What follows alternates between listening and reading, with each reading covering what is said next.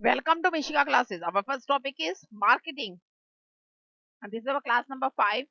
And today we are going to discuss about the marketing. If you like the video, please like it, share it, and subscribe my channel. First is the production control, production concept. Marketing के अंदर कुछ concepts हैं. ये जो concepts हैं ये sequence में ही लिखने पड़ेंगे आपको. सबसे पहले आएगा production concept, after product concept. जो भी कंसेप्ट है वो सीक्वेंस में ही चलेंगे. ओके, आगे पीछे नहीं कर सकते आप इसको. पहली पॉइंट ये माइंड में आपने रखना है. The first point which you have to keep in your mind that you have to write this concept in the order only. Okay, these are the 5 basic concepts and you have to write them in that this or particular order. Okay, so first is the production concept. What is the meaning of production concept? That in early days जब बहुत पहले का time था, then the industrial revolution was start up. जब industries बननी शुरू हुई थी, जब industrial revolution start हुआ था, at that time the producers were limited. जो इंडस्ट्रीज थी, इनकी जो प्रोडक्ट बनाने वाली कंपनी थी, दैट वर वेरी लिमिटेड, बहुत ही कम थी. एट दैट, अगर कंपनीज कम थी तो सप्लाई भी क्या हो जाएगी, लिमिटेड हो जाएगी. The supply of the product is also limited. Supply भी कैसी थी, लिमिटेड थी.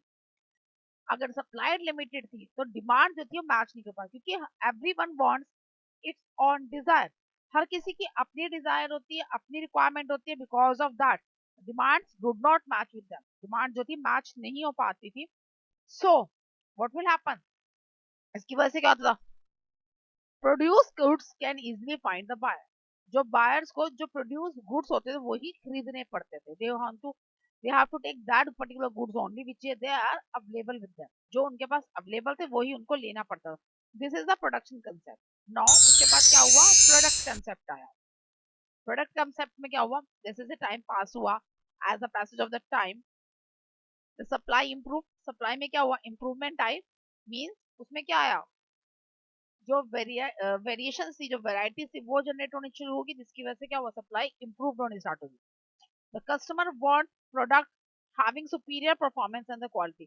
जो कस्टमर्स को प्रोडक्ट मिल रहे थे अब वो पहले से ज्यादा सुपीरियर क्वालिटी में थे. उनकी जो परफॉर्मेंस थी, उनकी जो क्वालिटी थी, जो फीचर थे वो पहले से ज्यादा सुपीरियर क्वालिटी के थे. तो कस्टमर्स की जो नीड थी वो पहले से ज्यादा इंप्रूव होनी शुरू होगी. This is the product concept. ये प्रोडक्ट में कंसेप्ट आया कि प्रोडक्ट की क्वालिटीज को इंप्रूव किया गया. पहले प्रोडक्शन था, उसके बाद प्रोडक्ट. पहले तो सिर्फ प्रोड्यूस किया गया प्रोडक्ट को, उसके बाद उनकी क्वालिटीज को इंक्रीज करा गया. This is called a product concept. Then the selling concept.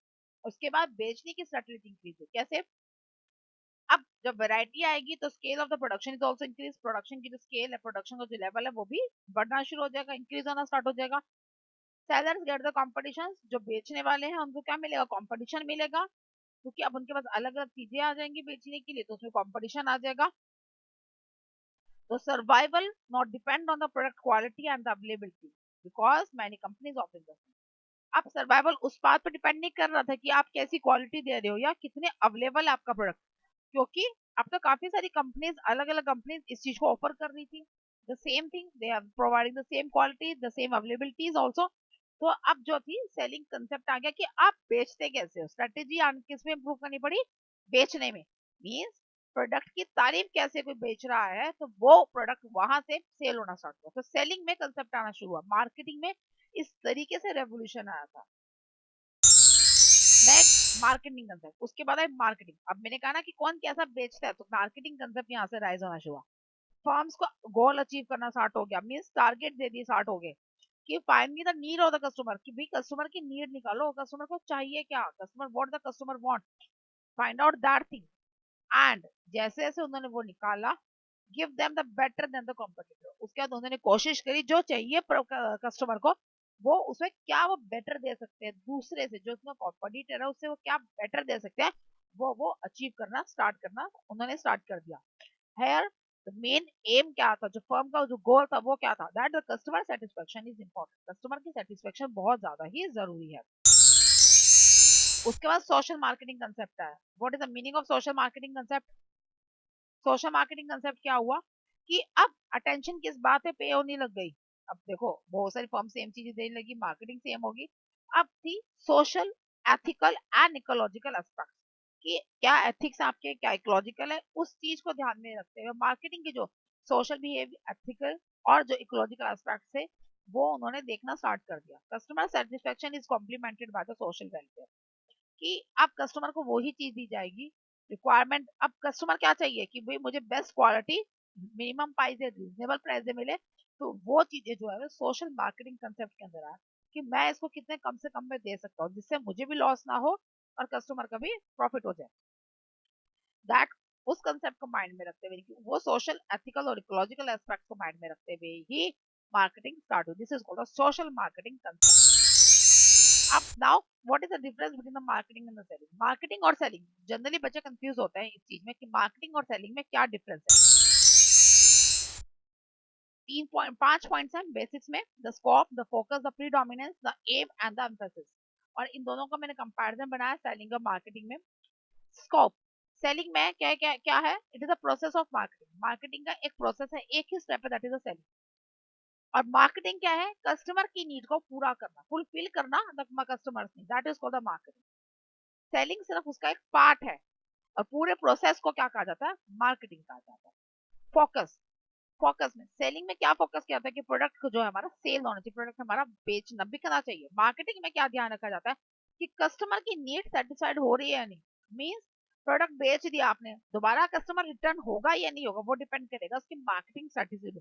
Means customer कितना सेटिस्फाइड हुआ, कस्टमर सेटिस्फाइड होगा तो वो प्रोडक्ट खरीदने दोबारा आएगा। तो फोकस किस पे किया गया? प्रोडक्ट की पहले सेल पे, दैट इज कॉल्ड सेलिंग। और मार्केटिंग में क्या दिया जाएगा कि कस्टमर की नीड कितनी सेटिस्फाइड होती है।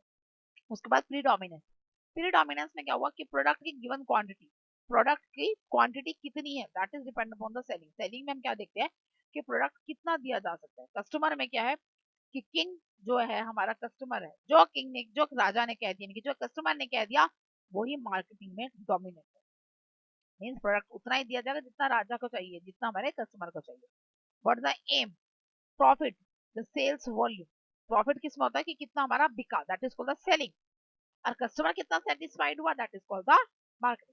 प्रॉफिट कितना किस में होता है? प्रॉफिट होता है सेल्स के वॉल्यूम पे, होता है सेलिंग में। और जो प्रॉफिट हमारा customer satisfaction, that is the marketing. Emphasis, ध्यान किस पे दिया जाता है?